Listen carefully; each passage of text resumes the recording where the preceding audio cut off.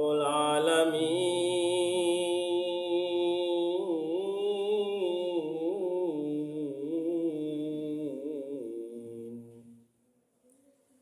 হাশর মিজানে ভয় কি হবে সেদিন। আল্লাহুম্মা সাইয়্যিদিনা মাওলানা ওয়া আলা আলি সাইয়্যিদিনা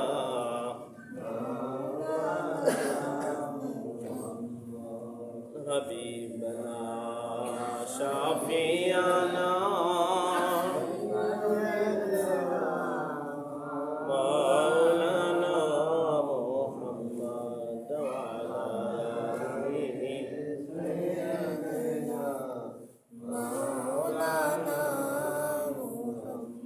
আলহামদুলিল্লাহ।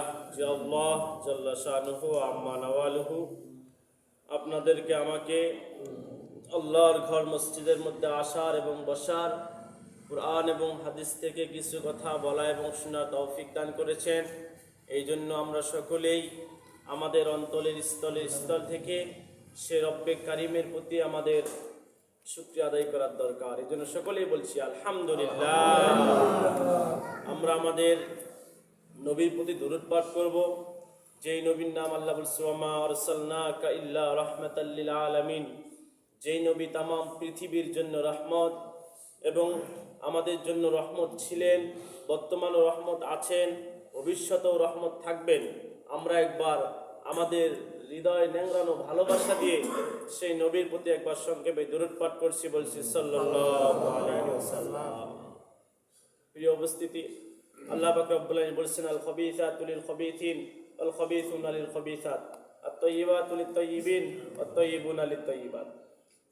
আল্লাহ পাক রব্বুল আলামিন বলেছেন একজন সুচরিত্র পুরুষের জন্য একজন সুচরিত্রা নারী, বলি সুবহানাল্লাহ। আল্লাহ পাক বলেছেন একজন সুচরিত্রা নারীর জন্য একজন সুচরিত্র পুরুষ, বলছি সুবহানাল্লাহ। শুনেন, সুচরিত্র পুরুষ যারা আল্লাহ পাক রব্বুল আলামিন তাদেরকে সুচরিত্রা নারী দিবেন, সুবহানাল্লাহ বলি, এবং সুচরিত্র পুরুষকে সুচরিত্রা নারী দিবেন, এই আয়াতে বলছেন।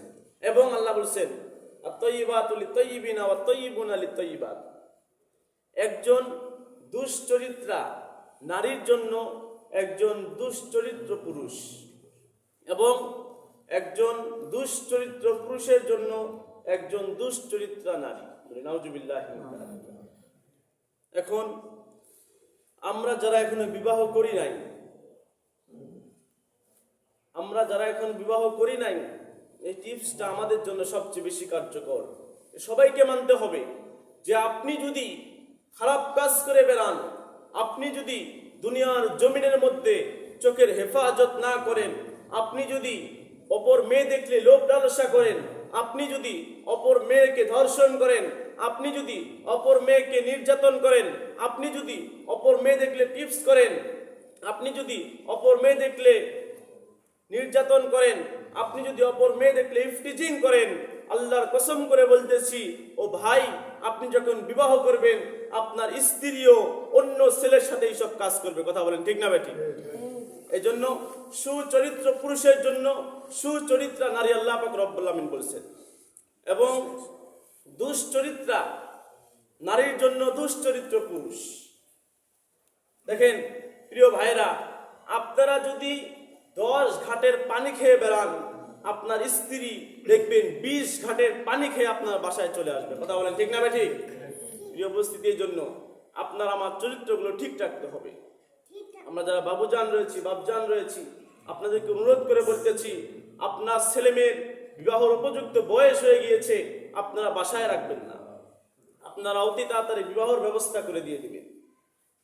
কারণ আপনার সন্তান যদি একটা খারাপ কাজ করে, আপনি বাবা হিসাবে আপনাকেও তার গুনাহ বহন করতে হবে। কথা বলেন ঠিক না বেঠিক? সকলে একটু জোরে বলেন ঠিক না বেঠিক? প্রিয় উপস্থিতি, একজন নারী যদি জাহান্নামে যায়, ওই নারী কিন্তু একাই জাহান্নামে যাবে না। হাদিসের মধ্যে রাসূলুল্লাহ সাল্লাল্লাহু আলাইহি ওয়াসাল্লাম বলেন, একজন নারী যদি জাহান্নামে চলে যায়, ওই নারীর সর্বপ্রথম তার বাবার বাসা থেকে তার বাবাকেও নিয়ে জাহান্নামে যাবে। শুধু বাবা নয়, তার বড় ভাই, যেই ভাই তাকে অনেক দেখাশোনা করেছে, ভালোবেসেছে, সেই ভাইকেও নিয়ে জাহান্নামে যাবে। রাসূল বলেন যে বাবার বাড়ি থেকে বাবাকে এবং বড় ভাইকে সেই নারী জাহান্নামে নিয়ে যাবে। এবং স্বামীর বাড়ি থেকে যদি কোনো মহিলা জাহান্নামে যায়, ওই মহিলা একজন স্বামীকে জাহান্নামে নিয়ে যাবে এবং তার বড় ছেলেকে জাহান্নামে নিয়ে যাবে। রাসূলের হাদিস, রাসূল বলছেন একজন নারী যদি জাহান্নামে যায় একাই যাবে না, চারজন পুরুষকে নিয়ে জাহান্নামে যাবে।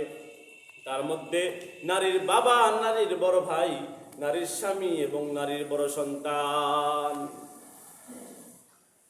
যদি আমাদের মা বোনরা জাহান্নামে যায়, আমাদেরকে কিন্তু ছাড় দিবেন, আমাদেরকেও নিয়ে জাহান্নামে যাবে। এই জন্য আমাদেরকে তাদেরকে ভালো করে দেখতে হবে, তারা কোন পথে চলতেছে, কিভাবে চলতেছে, তাদেরকে গাইড দিতে হবে। না হলে ওই কিয়ামতের দিন আপনি আমি ছাড় পাবো না প্রিয় ভাই। এই জন্য আল্লাহ বলছে সুচরিত্র পুরুষের জন্য সুচরিত্রা নারী এবং দুশ্চরিত্রা নারীর জন্য দুশ্চরিত্র পুরুষ। এটাই বাস্তব। দেখেন ভাই, আপনি দুনিয়ার মধ্যে যে আসছেন, সাইয়েদনা ওমর ফারুক রাদিয়াল্লাহু তাআলা আনহু বলেন, ও আমার উম্মতেরা শোনো, রাসূলের উম্মতেরা শোনো,